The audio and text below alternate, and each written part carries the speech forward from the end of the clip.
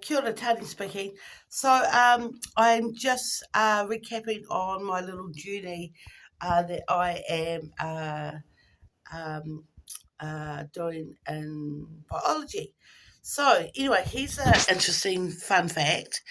Um, I talked to my friend who deals with a lot of scientists. She's an editor to a magazine, Atlantis magazine, Antarctic magazine. She's the editor to that. Now, she was saying that scientists have discovered that people's brains are like fruit flies.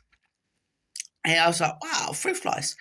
But she said the repetitive nature of flies returning to something that they've done, and they know, like, say, like when you hit a fruit fly, it flies back again.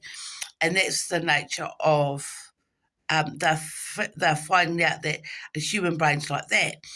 And then sat and I thought about it. I thought, well, that's a person that's not evolved or has a spiritual tendency, because fruit flies wouldn't have spirituality attached to them like humans do. So, as in spirituality, we hand it up to God, higher self, intuition to change the trajectory on what we repeat ourselves doing.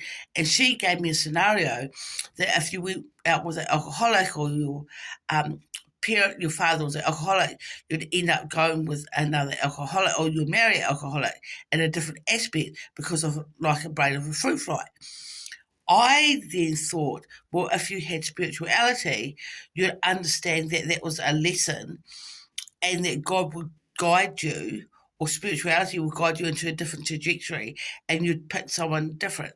So that's, I'm really interested in biology, but that was my take on us being like fruit flies, is that fruit flies don't have spirituality, which changes our trajectory of repeating the same thing again.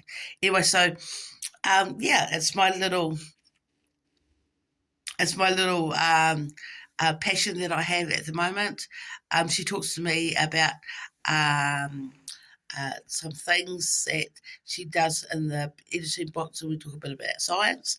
But yeah, I thought for those scientists that are studying fruit flies don't have spirituality.